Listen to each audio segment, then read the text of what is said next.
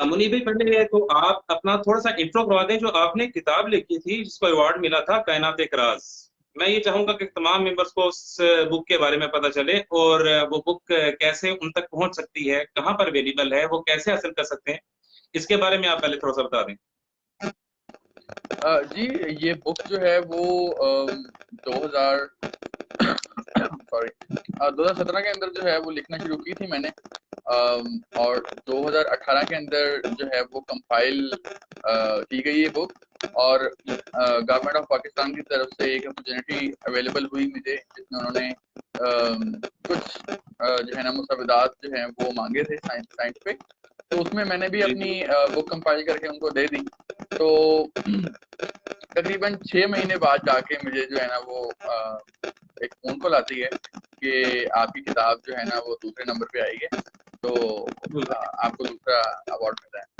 तो इस किताब के अंदर मैं जो हूँ वो बता दूं कि इस किताब में बेसिकली है क्या। अ, ये किताब जो है वो उस बंदे के लिए है जो फल्कियात के बारे में तो कुछ नहीं जानता, लेकिन उसने दूसरों से सुन रखा है कि ब्लैक होल्स क्या होते हैं, सितारे क्या होते हैं, चांद की को देखने का बड़ा शौक है उसको, चांद जी के जी। बारे में जानने का शौक है उसको, सूरज के बारे में जानने का शौक है। सूरज जो है वो हमसे इतना दूर तो है, लेकिन वो हमारी हिफाजत, हमारी नशोनुमा कैसे कर रहा है। तो मतलब एक किस्म का फल्कियाती बिगनर्स के लिए ये बुक है। जो फल्कियात के बारे में कुछ नहीं जानते, लेकिन जब ये वो बुक पढ़ेंगे तो फल्कियात के बारे में इतना जान चुके होंगे कि वो किसी दूसरे को फल्कियात की बेसिक्स बता सकते जी जी। माशाल्लाह। ये बहुत खुशी है कि हमारे साथ यानी कि सईद मुनीब अली एक यंग साइंस राइटर हैं और अवार्ड विनिंग भी हैं। ये हमारे लिए एजाज की बात है। अच्छा, मोहम्मद अली, आपका भी बहुत शुक्रिया। और इफ्तिजा अली। अच्छा मोहम्मद अली, आप कमेंट्स में साथ साथ जितने हमारे मेंबर्स आ रहे हैं, आप हमारे मॉडरेटर हैं, आप हमारी टीम का हिस्सा हैं। आप कमेंट्स में जो लोग आ रहे हैं उनको वेलकम करते हैं साथ, और जो सवाल वगैरह पूछते हैं उन्हें मेंशन करते रहें। कनीज़ फातिमा जावेद, इफ्तिजा अली, मोहम्मद अली, और मारिया जवेद जो है, ये हमारे साथ टीम के तौर पर शामिल हैं। और ये जितने भी मेंबर्स आ रहे हैं इनको साथ साथ वेलकम भी करते रहेंगे। अच्छा, मुनीर भाई, एक तो ये आपकी कमेंट आ रहा है कि आपके माइक में कुछ इशू है जिसकी वजह से डिस्टरबेंस आ रही है।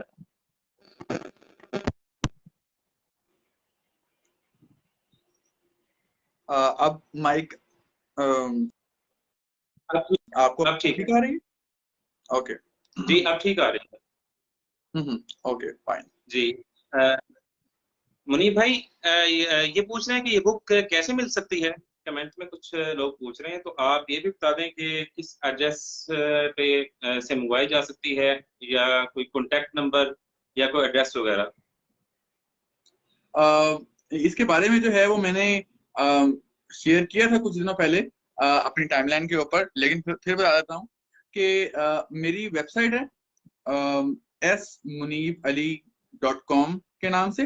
अगर आप वहां जाएंगे तो ऊपर टैब आपके पास मौजूद होगा जिसके अंदर कायनात एक राज का टैब होगा।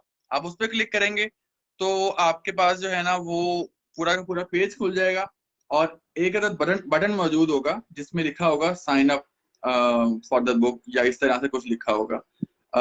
तो आप उस बटन पे क्लिक करेंगे तो वो एक फॉर्म खुलेगा।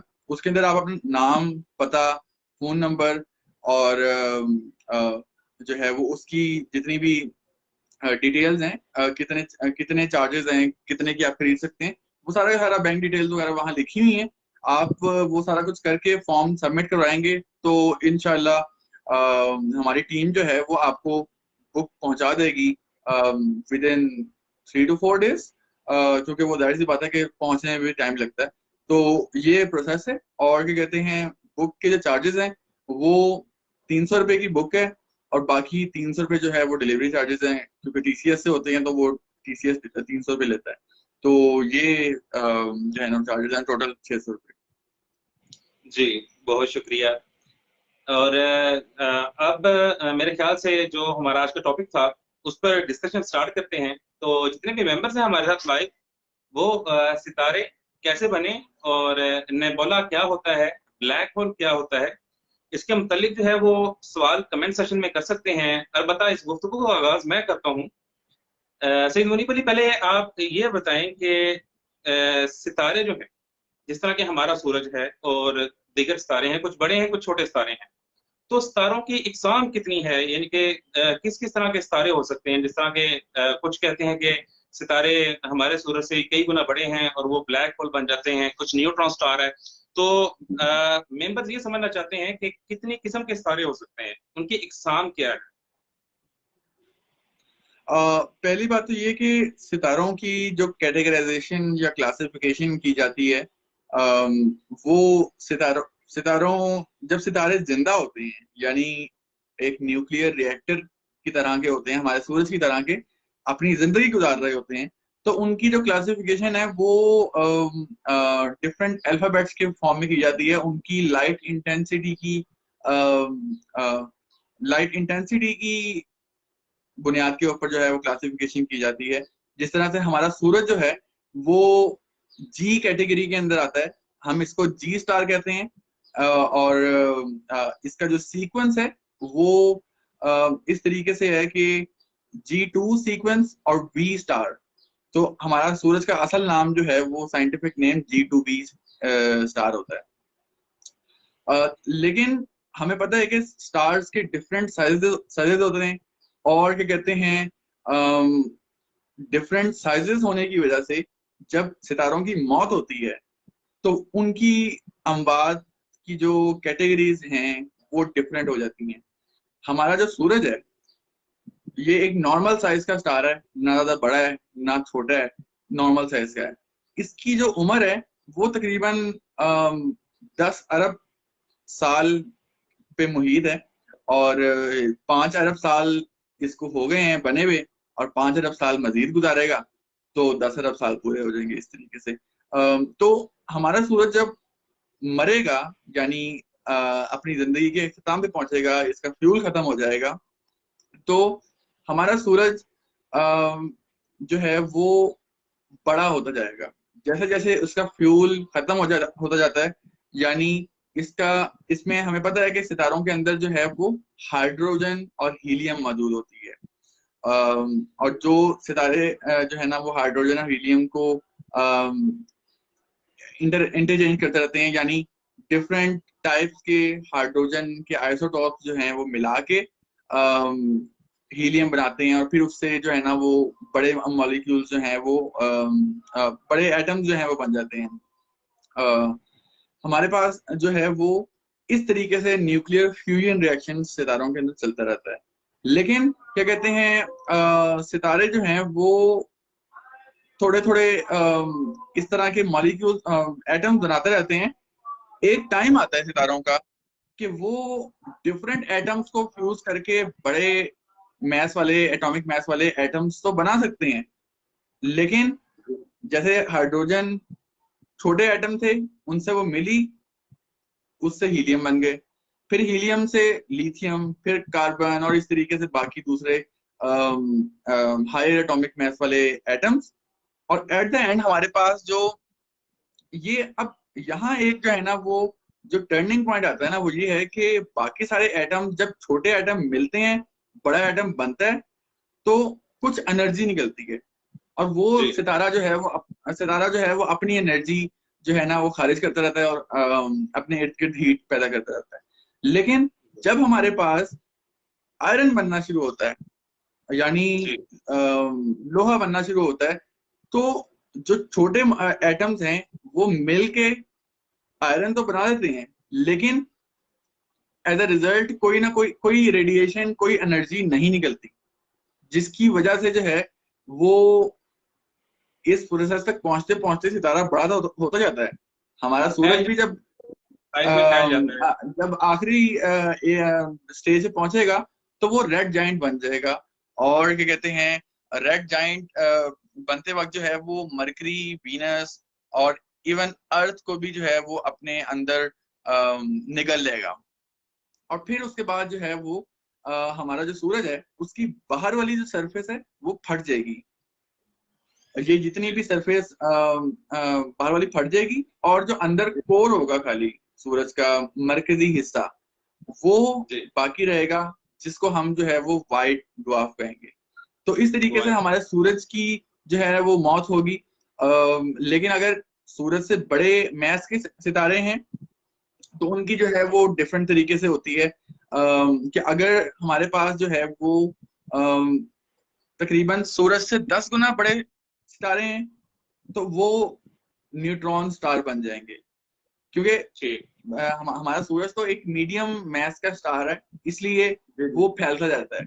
लेकिन जो दूसरे सितारे होते हैं, जो भारी सितारे हैं, वो अपनी ही ग्रेविटी की वजह से कंप्रेस होते रहते हैं और अपने ही वजन के अंदर जो है ना वो दब के जो है ना वो आज यूज कह लें कि हलाक हो जाते हैं।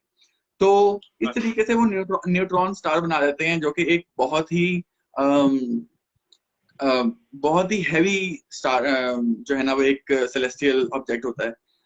इसी तरीके से अगर हम जो है ना वो देखें तो न्यूट्रॉन स्टार जब आपस में मिलते हैं और क्या कहते हैं, जब आपस में टकराते हैं तो हमें ब्लैक होल देखने को मिलता है। और ब्लैक होल एक मैसिव ऑब्जेक्ट है जो कि इतनी ग्रेविटी रखता है, इतना मैस रखता है कि वो अपने इर्द गिर्द का स्पेस टाइम कर्व कर लेता है और लाइट को भी अपने अंदर जो है ना वो खींच लेता है। सईद मुनीब अली, ये हसन अली सवाल कर रहे हैं कि सर क्या कोई स्टार पर जो टेम्परेचर है ये कम हो सकता है, यानी कि स्टार ठंडा भी पड़ सकता है? स्टार का ठंडा टेम्परेचर जो है ना वो भी आपके लिए शदीद किस्म का गर्म होगा, क्योंकि हमें पता है कि जब सितारे जो हैं वो पैदा होते हैं तो वो उस वक्त शदीद किस्म के गर्म होते हैं। उनका टेम्परेचर जो है वो हजारों डिग्री सेल्सियस होता है, और वो उनका कलर जो है वो ब्लू कलर होता है। ब्लू स्पेक्ट्रम के अंदर उनकी लाइट रेंज होती है। जिस तरीके से अगर आप ओरायन नेबुला देखें, ओरायन कॉन्स्टेलेशन देखें, तो हमारे पास वहाँ एक स्टार है। एक तो हमने पढ़ा था, जो आजकल बड़ा फेमस भी हुआ था स्टार, बीटल जूस के नाम से। उसके बिल्कुल ओरायन बेल्ट के बिल्कुल एक साइड पे बीटल जूस है और दूसरे साइड पे एक और स्टार है जिसका नाम है रीगल। वो रीगल स्टार जो है वो ब्लू कलर का है और बीटल जूस जो है वो ऑरेंज कलर का, थोड़ा रेडिश कलर का है। तो जो रीगल स्टार है वो एक नौजवान स्टार है। आप जो समझें कि वो एक नौजवान स्टार है और जो है ना वो उसके अंदर एनर्जी भरी हुई है। और बस वो आप यूं कह लेंगे जिस तरह से आजकल के देसी लोग कहते नहीं है कि भाई जवानी भरी पड़ी है, तो उस सितारे के अंदर जवानी भरी होती है, गर्मी भरी होती है और वो गर्म सितारा होता है। जबकि जब सितारा मरने वाला हो जाता है यानी बूढ़ा हो जाता है तो उसके अंदर सारी एनर्जी जो है ना वो खत्म हो जाती है और इस तरीके से वो सितारा ठंडा पड़ जाता है। अब कितना ठंडा पड़ जाता है, हमारा सूरज जो है वो अभी उसका टेम्परेचर, सरफेस टेम्परेचर जो है वो 6000 डिग्री सेल्सियस है। तो आप इसी के आसपास ही हिसाब लगा लें, थोड़ा 19-20 हो जाएगा जब सूरज मरने वाला होगा, तो जो कि हमारे लिए बड़ा ज्यादा होगा। जी, इनका वो मोहम्मद अली मेंशन कर रहे हैं कि शायद इनका पूछना ये है कि कोई बर्फीला सितारा भी हो सकता है। तो इसके मुतालिक तो वैसे ही हम बता दें कि सितारा बर्फीला नहीं हो सकता। सितारे का तो मतलब ही ये है कि जिसके कोर में फ्यूजन रिएक्शन हो रहे हों, शदीद हरारत और शदीद एनर्जी का माखज हो, सितारा तो वही बन सकता है। और जिस तरह के अभी सईद मुनीब अली ने बताया कि अगर उसके कोर में रिएक्शंस रुक भी जाएं तो उसको ठंडा होने में अरबों साल लग जाते हैं। वो रेड ड्वार्फ, व्हाइट ड्वार्फ की शक्ल इख्तियार कर लेता है। तो बर्फीला कोई सितारा नहीं हो सकता, यानी कि प्लैनेट्स हो सकते हैं, सितारे हो सकते हैं। यहाँ मैं एक चीज जो है वो ऐड कर दूं कि डिफरेंट तरह के सितारे होते हैं। हमें पता है कि रेड ड्वार्फ भी होते हैं, ड्वार्फ यानी बौने सितारे होते हैं, और ये ऐसे सितारे होते हैं कि इनका मैस बिल्कुल कम होता है, इनका लाइफ टाइम बहुत ज्यादा होता है। वो इसलिए ज्यादा होता है क्योंकि इनका मैस कम है, ठीक है, और जब मैस कम है तो इनके दरमियान में जो न्यूक्लियर फ्यूजन रिएक्शन हो रहा है वो भी स्लो हो रहा है। और जब वो स्लो हो रहा है तो यानी उनका फ्यूल बहुत आहिस्ता आहिस्ता से खर्च होगा, और जब आहिस्ता आहिस्ता से खर्च होगा तो फिर वो सितारे को अपनी आखिरी उम्र तक जाने में टाइम लग जाता है। इसके बरक्स अगर हम देखें बीटल जूस जैसे सितारे जो कि हमारे सूरज से भी कई गुना बड़े हैं, तो वो सूरज की बनिस्बत बहुत थोड़ी जिंदगी रखते हैं, क्योंकि वो इतने बड़े सितारे हैं कि उनके दरमियान में इतना न्यूक्लियर फ्यूजन रिएक्शन चल रहे हैं कि वो बहुत जल्दी अपना फ्यूल फिक्स कर देते हैं। अच्छा, ये चौधरी अब्दुल मनान हमारे साथ हैं और ये सवाल कर रहे हैं कि kindly elaborate time dilation in simple words along with particle entanglement. तो सर ये है कि इंशाल्लाह टाइम डायलेशन वक्त में कैसे सफर हो सकता है, इस पर भी हमारी गुफ्तगू होगी इंशाल्लाह। सईद मुनीब अली से हम दोबारा भी टाइम लेंगे। लेकिन आज का जो हमारा टॉपिक है वो सितारे, नेबुला और ब्लैक होल पर है। और ये जो टाइम डायलेशन है, वक्त में सफर, तो ये काफी दकीक उन्वान है। इस पर हमारा इंशाल्लाह लाइव सेशन सिर्फ इसी मौजू पर होगा। तो वो हम डिसाइड कर लेंगे ग्रुप में कि हम सईद मुनीब अली को दोबारा कब लाइव देंगे और टॉपिक यही रखेंगे। तो मेरे ख्याल से सितारों और नेबुला और ब्लैक होल पर जो डिस्कशन है उसको जारी रखते हुए आप मजीद सवाल कर सकते हैं। सईद मुनीब अली, ये नेबुला के बारे में थोड़ा सा बता दें कि ये नेबुला जिसको हम स्टार नर्सरी कहते हैं, सितारों की पैदाइश, जाए पैदाइश है ये, इसके मतलब थोड़ा सा बता दें। और कौन से नेबुलास हैं जिनको हम देख भी सकते हैं, आम आंख से देख सकते हैं, या टेलीस्कोप की मदद से आजकल देख सकते हैं, ये उनके रंग कैसे होते हैं वगैरह। नेबुला जो है वो सिंपल अल्फाज में अगर इसका इस्तिलाही लफ्जी मायनी जो है वो मैं अगर बताऊं तो ये बादल के हैं।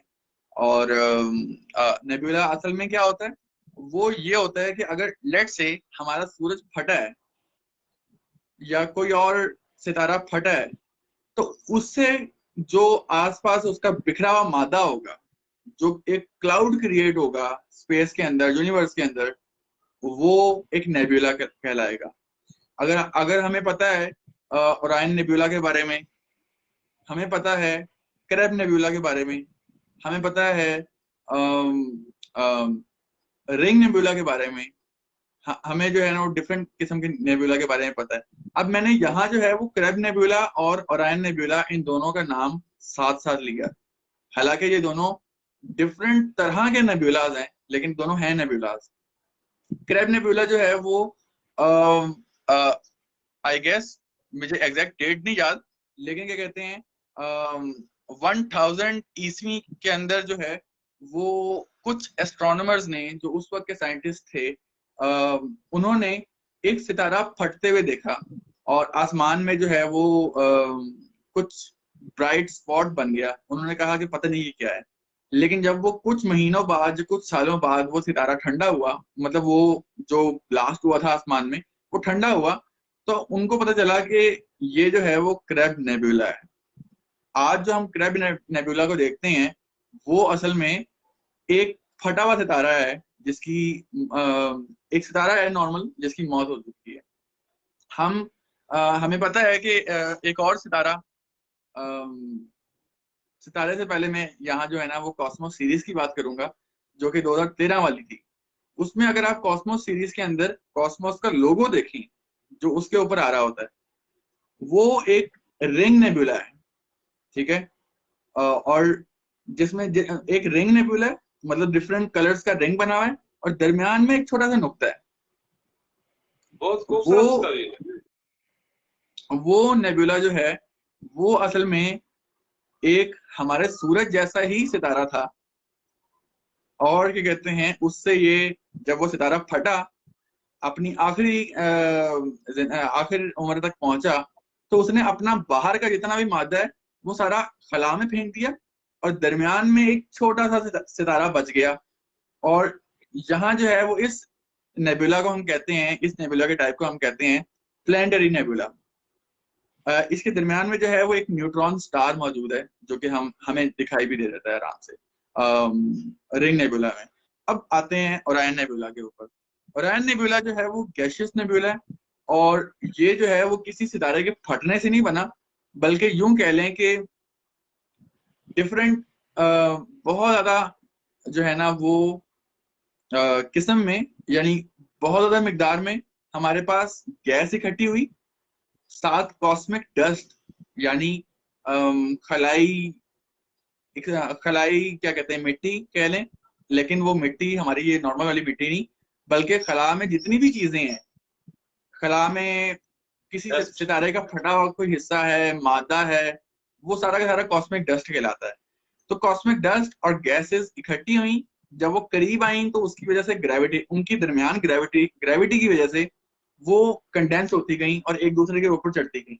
तो वो जब एक दूसरे के ऊपर चढ़ती गई हैं तो आप देखेंगे डिफरेंट, अगर अगर आप गूगल पे भी सर्च कर लें तो हमारे ओरायन नेबुला जो हम देखते हैं उसके अंदर हजारों हजारों सोलर सिस्टम वजूद में आ रहे हैं। आप क्या कहते हैं, आई थिंक हबल टेलीस्कोप ने तस्वीर खींची थी ओरायन नेबुला की, जिसके अंदर जो है वो उसने एक बनते हुए सोलर सिस्टम की भी तस्वीर खींची हुई है। जी बिल्कुल। तो ये गैसियस नेबुला है ओरायन नेबुला, जो कि हम देख सकते हैं। ओरायन नेबुला भी देख सकते हैं, हम रिंग नेबुला भी देख सकते हैं, क्रैब नेबुला भी आजकल गर्मियों में आसमान पे होता है। तो बहुत सारे नेबुला नजर आ सकते जी। और हसन अली, ये सारा सिद्दीकी बिल्कुल ठीक कह रही हैं, ब्लैक होल तक कोई मिशन नहीं गया, बल्कि हमारे मिशन तो अभी ज्यादा से ज्यादा जो वैजर 1 और 2 है, वही है जो निज़ाम शमसी के तकरीबन काफी दूर बाहर तक पहुंच चुके हैं।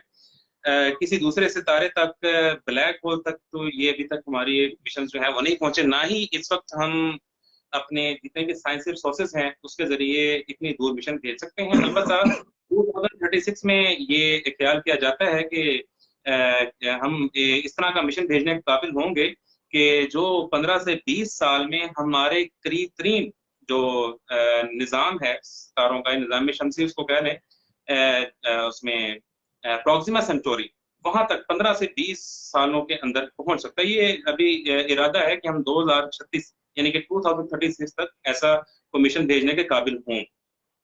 और चौधरी अब्दुल मन्नान साहब ने कहा कि चले टाइम ट्रेवलिंग पर तो बात अभी नहीं हो सकती, कहते हैं कि अगर हमें आप गाइड कर दें कि हॉकिंग रेडिएशन क्या है, तो मुनीर भाई काइंडली ये हॉकिंग रेडिएशन के बारे में बता दें। हॉकिंग रेडिएशंस का कॉन्सेप्ट अगर बहुत ही फिजिक्स के अंदर डीप किया जाए तो वो बहुत मुश्किल हो जाता है समझना, बहुत सारे आम लोगों के लिए जो आम फहम जुबान के अंदर समझना चाहते हैं। लेकिन मैं समझाता हूँ कि हमें पता है कि कुछ कुछ एटम्स जो हैं, हमें पता है कि बेसिक एटम प्रोटॉन और इलेक्ट्रॉन के ऊपर बेस करते हैं।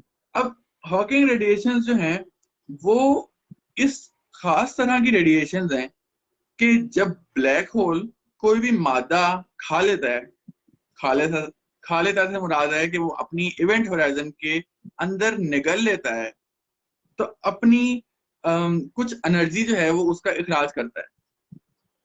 और वो एनर्जी जो जिस फॉर्म के अंदर खारिज होती है उसको हम हॉकिंग रेडिएशंस कहते हैं। अगर क्या कहते हैं थोड़ा फिजिक्स का होके समझाऊं तो एटम जो है वो ब्लैक होल की इवेंट होराइजन के ऊपर जो भी एटम मौजूद होता है, एक एटम का पार्ट उसके अंदर चले जाता है और दूसरा एटम का पार्ट ब्लैक होल से बाहर चले जाता है। जो ब्लैक होल से बाहर जाता है पार्ट, वो अपनी जो एनर्जी खारिज करता है और उस वो जो फोटॉन्स हैं वो हमारे पास हॉकिंग रेडिएशंस की सूरत में जो है वो हमारे हमारे तक पहुंचते हैं। लेकिन क्या कहते हैं, अभी तक हॉकिंग रेडिएशंस की जो है वो फिजिकल जो है ना ऑब्जर्वेशन नहीं की गई। ये सिर्फ और सिर्फ जो है वो स्टीफन हॉकिंग ने जो है वो एक थ्योरी पेश की थी, जो कि बहुत सी मैथमेटिकल एविडेंसेस और डिफरेंट ऑब्जर्वेशनल एविडेंसेस से साबित है।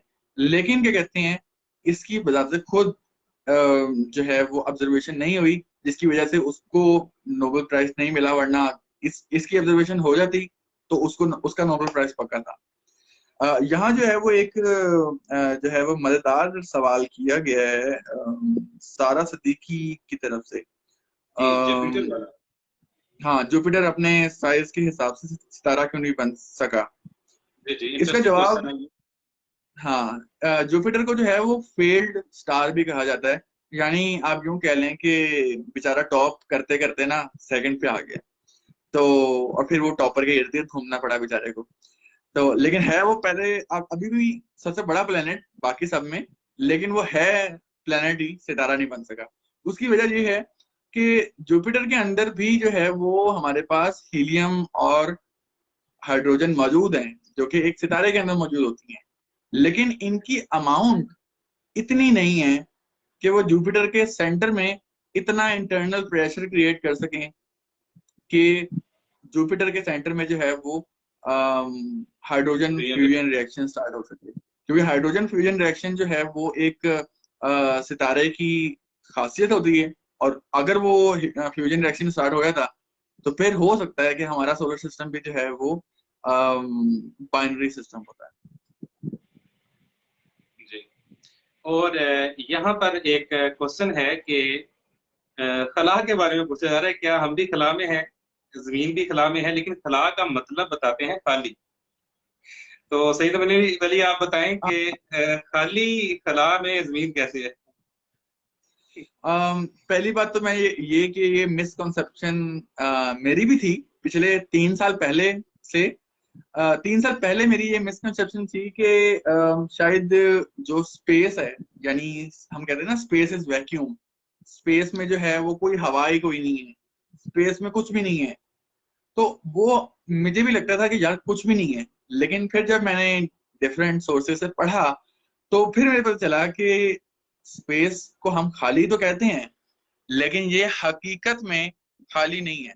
माना कि स्पेस के अंदर जो है वो हवा नहीं है, चांद के ऊपर भी हवा नहीं है, लेकिन क्या कहते हैं, अगर हम देखें तो खला के अंदर बहुत से, अगर क्वांटम लेवल के ऊपर जाके देखे जाए तो वहां वर्चुअल पार्टिकल्स मौजूद हैं।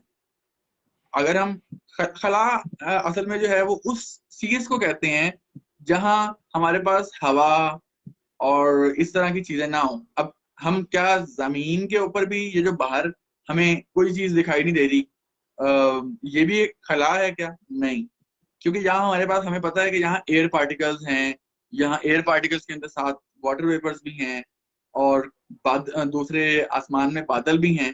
तो आसमान से जब ऊपर जाएंगे तो हमारे पास एटमॉस्फेयर एकदम से नहीं खत्म होती कि यहाँ एटमॉस्फेयर है, ये एक एटमॉस्फेयर की दीवार है और उसके ऊपर एटमॉस्फेयर खत्म। नहीं, एटमॉस्फेयर नीचे से जो है ना वो एक डेंस होती है, घनी एटमॉस्फेयर होती है, और फिर आहिस्ता आहिस्ता पतली होती जाती है। पतली होते होते वो आहिस्ता आहिस्ता डिसअपियर हो जाती है, और फिर वहां से खला स्टार्ट होती है। और अगर हम मैथमेटिकली देखें तो ये आहिस्ता आहिस्ता डिसअपियर खत्म जरूर हो जाती है, लेकिन इंफिनिटी भी जाके जीरो होती है, और पॉइंट ऑफ इन्फिनिटी बहुत दूर होता है। तो इसलिए हम मैथमेटिकली अगर देखा जाए तो हम ये कह सकते हैं कि खला खाली को नहीं कहते। और सारा सदीका ही का ये सवाल है कि क्या हर सितारा सितारे रखता है? अम, ये अगर मैं इसका जवाब हाँ दूं तो फिर भी सही होगा, नहीं दूं फिर भी सही होगा। वो इसलिए अगर मैं नहीं दूं जवाब, तो फिर इसलिए सही होगा क्योंकि हमें पता है कि बहुत से ऐसे सितारे हैं जिनके सियारे नहीं हैं। मतलब कि जैसे बहुत बड़े बड़े जो सितारे हैं, जैसे बीटल जूस है, उसका कोई अभी तक सितारा डिस्कवर नहीं हुआ उसके आसपास। प्यारा जो साइरस है उसका कोई सितारा अभी तक डिस्कवर नहीं हुआ हमारे पास। इसी तरीके से और दूसरे भी सितारे हैं जिनका सितारा कोई डिस्कवर नहीं हुआ। लेकिन अगर मैं इसका जवाब हाँ में दूं तब भी ये सही होगा। वो इसलिए क्योंकि हमें पता है कि हमारी जो मिल्की वे गैलेक्सी है उसके अंदर जितने सितारे हैं और जितनी प्रोबेबिलिटी है, तो प्रोबेबिलिटी के हिसाब से ये कहा जा सकता है, एक क्या कहते हैं, मिल्की वे के अंदर हर सितारे के इर्द गिर्द एटलीस्ट एक सियारा तो जरूर है। अब वो हो सकता है कि किसी एक सितारे के पास बिल्कुल सियारा ना हो और दूसरे के पास 2 सितारे हों, सियारे हों। तो वो प्रोबेबिलिटी के लिहाज से हम कह सकते हैं कि हाँ, हर किसी के पास एक एक होना चाहिए, लेकिन किसी के पास हैं, किसी के पास नहीं। अच्छा, ये मुनीब भाई, अरसलान तरार हैं, सवाल पूछ रहे हैं कि सितारे सुपरनोवा से वजूद में आते हैं, लेकिन सितारे कैसे वजूद में आते हैं? मेरा ख्याल है कि अरसलान भाई, अभी जो हमारी जब कॉल शुरू हुई थी, तो जब नेबोला के बारे में बता रहे थे, तो प्लानिटरी नेबोला के बारे में भी सईद मुनीब अली ने जो था वो तो इस बारे से डिस्कशन की थी। शॉर्ट जो है, इन शॉर्ट ये आप बता दें मुनीब भाई के सितारे कैसे बनते हैं इन शॉर्ट। जिस तरीके से जब भी एक गैस बनती है, हम जो है वो किसी और नेबुला के बारे में बात नहीं करते, हम अपने ही नेबुला के बारे में बात करते हैं, जिससे ये निज़ाम शमसी पूरा का पूरा वजूद में आया है। इस नेबुला को किसी ने देखा तो नहीं है, क्योंकि जाहिर सी बात है जमीन भी बाद में बनी है, लेकिन क्या कहते हैं साइंटिस्ट जो है वो बाकी सितारों को देखते हुए अपने निज़ाम शमसी के बारे में भी ये प्रिडिक्ट कर सकते हैं कि हम जिस नेबुला से बने हैं, यानी गैस के बादल से बने हैं, उसको हम सोलर नेबुला कहते हैं। सोलर नेबुला यानी शमसी नेबुला। ये बहुत गैस का बादल था। आहिस्ता आहिस्ता जो है ना वो इसके सेंटर में इतना प्रेशर क्रिएट हो गया ग्रेविटी की वजह से, गैस के मॉलिक्यूल आपस में करीब आते गए ग्रेविटी की वजह से, और इतना प्रेशर क्रिएट हो गया कि दरमियान में जो है ना वो एक हमारे पास जो है वो एक बॉल बन गई, जिसके अंदर हाइड्रोजन फ्यूजन रिएक्शन शुरू हो गए। इस बॉल को हम आज जो है ना वो सूरज के नाम से जानते हैं। और वो बॉल जो है वो बहुत तेजी से घूम रही थी, क्योंकि इतना प्रेशर था कि वो प्रेशर से लगते लगते घूमती गई। इसके इर्द गिर्द जो है वो हम देखते हैं कि कुछ और छोटे मोटे टुकड़े थे लोथड़े टाइप, वो भी इसके इर्द गिर्द घूमना शुरू हो गए, क्योंकि वो कम छोटे थे तो इसके ग्रेविटी के इर्द गिर्द घूमना शुरू हो गए, और वो घूमते घूमते वो भी गोल हो गए, और उनको हम आज सैयारे कहते हैं। ये अगर आप इसकी मिसाल लें तो अगर हम किसी भी हम भैंस का दूध निकालें, तो फिर उसके बाद उसके अंदर वो जो होती है, अब उसको क्या कहते हैं, मधानी कहते हैं, जो वो एक करते हैं उसको मधानी कहते हैं। तो जब हम वो बीच में फेरते हैं दूध की देगची के, तो हम देखते हैं कि वो सारा का सारा जो सारी की सारी बलाई जो है वो क्रीम जितनी भी है वो सारी की सारी दरमियान में आ जाती है। तो इसी तरीके से आप दूध को जो है वो सोलर नेबुला समझ लें, और अगर आप ग्राइंडर चला दें दूध के नीचे, तो दरमियान में एक वो बनना शुरू हो जाता है, लोथड़ा टाइप बनना शुरू हो जाता है, उसको हम जो है वो सूरज कह सकते हैं। और लोथड़े के साइड पे छोटे छोटे फुटकियां से बन रही होती हैं, उसको हम जो है वो प्लैनेट्स कह सकते हैं। प्लैनेट्स, बहुत अच्छे तरीके से आपने एक्सप्लेन किया। इसका तो तजर्बा रोजाना करते हैं जब ऐसी चीजें बनती हैं, लस्सी वगैरह बनती है। अच्छा, ये राव आसिफ इबाद साहब हमारे साथ हैं। सर बहुत शुक्रिया तशरीफ लाए, आपकी हाजिरी लग गई, आप हमारे दिलों में रहते हैं, और इंशाल्लाह आपको भी कभी लाइव लेंगे, आपसे डिस्कशन का बहुत मजा आता है। और मोहम्मद अली कहते हैं कि आप मेरा सवाल छोड़ दें। सर ये हमारे ग्रुप के मॉडरेटर हैं, और इनका सवाल जो है छोड़ा नहीं, मैंने कहा था आपका सवाल बाद में पूछता हूँ। ये पूछना चाह रहे हैं कि जो फ्यूजन रिएक्शन होते हैं सितारों में, तो क्या इनकी रेशो मुख्तलिफ भी होती है? सितारों में जो फ्यूजन रिएक्शन होते हैं जी, उसकी रेशो मुख्तलिफ भी होती है, यानी कि किसी सितारे में फ्यूजन रिएक्शन की रफ्तार या उसकी जो परसेंटेज है रिएक्शन के होने का जो सिस्टम है वो मुख्तलिफ हो सकता है मुख्तलिफ सितारों में। फ्यूजन रिएक्शन बजाते खुद एक ही टाइप का रिएक्शन है, ठीक है। हाँ, इसकी रफ्तार तेज या कम हो सकती है। जिस तरह से मैंने बताया था कि हम अगर रेड ड्वार्फ देखें, यानी बिल्कुल बौने सितारे, तो उनके अंदर जो है वो हमारे पास ये देखने को मिलता है कि वो सितारे छोटे हैं, कम मैसिव हैं, बहुत हल्के मैस के हैं। तो जाहिर सी बात है कि मैस उनका कम है, तो वो अपने सेंटर में ग्रेविटी कम एक्सर्ट कर रहे हैं। जब वो ग्रेविटी कम एक्सर्ट कर रहे हैं तो ये रिएक्शन जो है वो थोड़ा स्लो होगा, और स्लो होने की वजह से जो है ना वो उनकी उम्रें लंबी हो जाएंगी।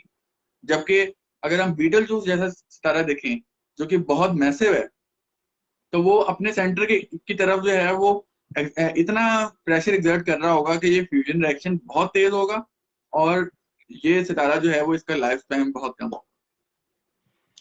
अच्छा, ये एक सवाल है यहाँ पर, मुख्तसर है कि नूरी साल के बारे में थोड़ी सी मालूमात फराहम कर दें प्लीज। तो नूरी साल के बारे में मैं ही बता देता हूँ। सईद मनवी अली अब तलवार से नाखून तो नहीं काटते, तो ये रोशनी एक साल में जितना सफर करे उसको हम एक नूरी साल कहते हैं। यानी कि रोशनी की जो स्पीड है वो है 3 लाख किलोमीटर पर सेकंड। तो इस रफ्तार से रोशनी जितना सफर करती है एक साल के अंदर, वो एक नूरी साल होता है। हम खला में अक्सर जो हमारा पैमाना है वो नूरी साल ही होता है। हम दूर दराज सितारों और जो फल्की अजसाम है उनका फासला ज्यादातर हम नूरी सालों में ही बताते हैं, क्योंकि फासला बहुत ज्यादा होता है। किलोमीटर्स में या माइल्स में तो वो फिर 10 की पावर 23 20 को बहुत ज्यादा हो सकती है। तो हम फिर उसको नूरी सालों में ही बताते हैं। और जी मैं मोहम्मद अली आप बस। जी जी। मैं नूरी साल को जो है वो किलोमीटर्स में बता दूं। हमने जी जी। ये तो पढ़ लिया कि नूरी साल जो है वो एक नूरी साल कितने किलोमीटर का होता है, कितने किलोमीटर का फासला होता है। हम जो नियरेस्ट स्टार है यानी प्रोक्सिमा सेंचुरी, उस तक अगर हम किलोमीटर्स के अंदर हिसाब लगाएं तो वो बनता है तकरीबन 36 ट्रिलियन किलोमीटर, जो कि अगर हम छत्तीस नूरी साल के अंदर हिसाब लगाएं तो वो 4 नूरी साल बनता है, 4 नूरी साल। तो इसलिए हम वो बार बार 36 ट्रिलियन कहने के बजाय हम 4 नूरी साल कह देते हैं। तो ये आसानी पैदा की है। मजे की बात है, मजे की बात है ये नूरी साल भी अगर हम फल्कियात के अंदर जाएं और हिसाबात करने लग जाएं तो वहां नूरी साल का जो पैमाना है वो भी छोटा पड़ जाता है। हम फिर जो है वो ये नूरी साल का जो पैमाना है वो तकरीबन कुछ हजार नूरी साल तक ही यूज कर सकते हैं। उसके बाद जो कैलकुलेशन होती हैं वो सारी की सारी कैलकुलेशन जो हैं वो पार्सेक के अंदर होती हैं, जो कि 3.26 लाइट ईयर्स के बराबर होता है। हम और कर लेते हैं, फिर उसके बाद मेगा पार्सेक आ जाता है। तो वो बहुत चलता रहता है और फिर आपको पता भी नहीं चलता कि आप कहाँ घूम गए।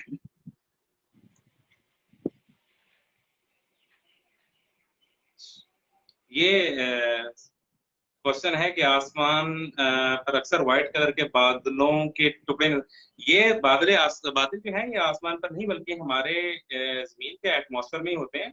जो आसमान पर बादल हैं जिनका जिक्र किया मुनीफ भाई ने, उनको हम नेबोलास कहते हैं। और वो बगैर टेलीस्कोप के नजर नहीं आते, सिवाय एक जिसको हम ओरैन नेबुला कहते हैं, वो भी बस हल्का सा एक सितारा नुमा नजर आ रहा होता है। उसके अलावा हम आसमान पर यानी कि जमीन के उसे कहते हैं मदार से एटमॉस्फेयर से बाहर कोई बादल वगैरह ऐसे नहीं देख सकते। बल्कि शाम वगैरह देख सकते हैं, ये बादल हमारे एटमॉस्फेयर के अंदर ही होते हैं।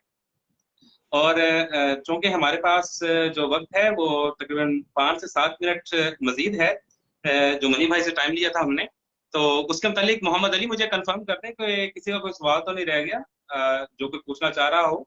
हमारे आज के टॉपिक के मुतालिक किसी ने कोई सवाल किया हो और उसका अभी तक जवाब हमने डिस्कस ना किया हो तो वो बता दें जरा।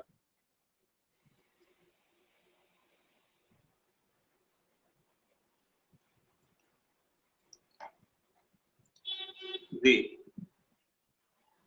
ये कॉन्सेप्ट कैसे क्लियर है, बहुत शुक्रिया अफसान भाई। इसलिए ही मुनीब भाई को हमने बुलाया था कि इस सितारों नेबोला और ब्लैक होल के मुतालिक हमारे साथ डिस्कशन करेंगे। तो बहुत से लोगों के जहन में ऐसे सवाल होते हैं ब्लैक होल क्या है।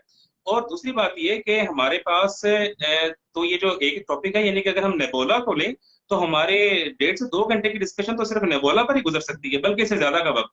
तो ये तो हमने इसको इख्तिसार करते हुए मुनीफ भाई ने इन शॉर्ट इसका तारुफ करवाया है कि ब्लैक होल किसे कहते हैं। सवाल था किसे कहते हैं, तो उसका जवाब मिला कि ब्लैक होल किसे कहते हैं, सितारे क्या हो सकते हैं। इनकी इकसाम पर भी इन्होंने इन शॉर्ट बस बताया।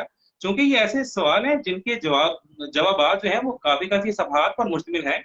और इनकी किताब से मैंने इसलिए जिक्र किया कि अगर किसी के जहन में मजीद सवाल हों और जो कि आज के टॉपिक के मुतल्लिक है और नहीं पूछे गए या रह गए या टाइम की वजह से नहीं दिए गए, तो वो किताब पढ़कर उनके जवाब हासिल कर सकते हैं। अच्छा मुनीब भाई, नीचे किसी ने कमेंट किया हो तो वो गुजर गया है मेरे ख्याल से, कि क्या आपकी किताब इंडिया में मंगवाई जा सकती है?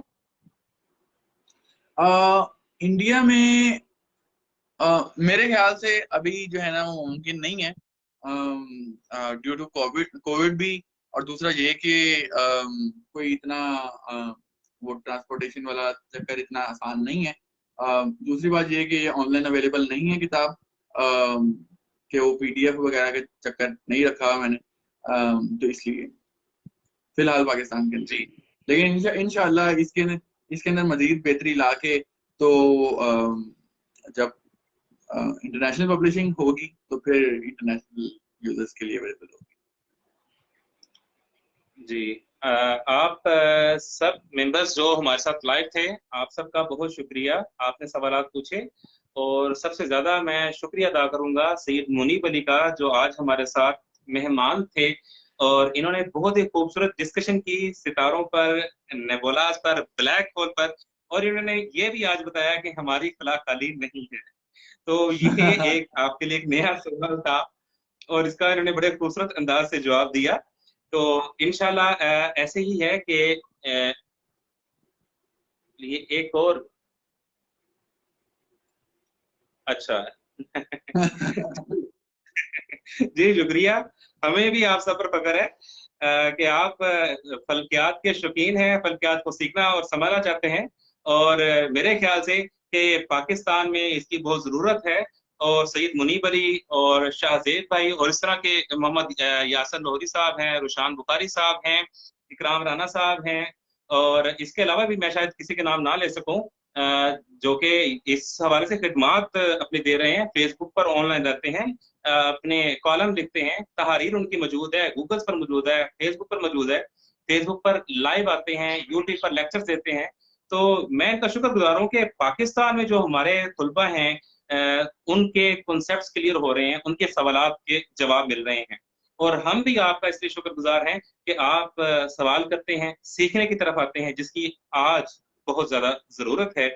तो आज के प्रोग्राम की आप सबसे इजाजत लेने से पहले मैं शुक्रिया अदा करूंगा इर्तजा अली का, मुसद्दिक भाई का, हाज का, मौजमा शम्स तबरेज का, और मोहम्मद अली भाई का, कनीज़े फातिमा जवेद और सारा सिद्दीकी, और उनके साथ आए हुए मेंबर्स जो कि अनमोल दोस्ती ग्रुप से हैं, बहुत खूबसूरत ग्रुप है, वहां से आए हुए ये जो स्टाइलिश कैटी के नाम से कमेंट्स पढ़ रहे हैं आप, ये हमारी वहाँ की ही मेंबर है, हमारी फैमिली मेंबर है अनमोल दोस्ती ग्रुप की।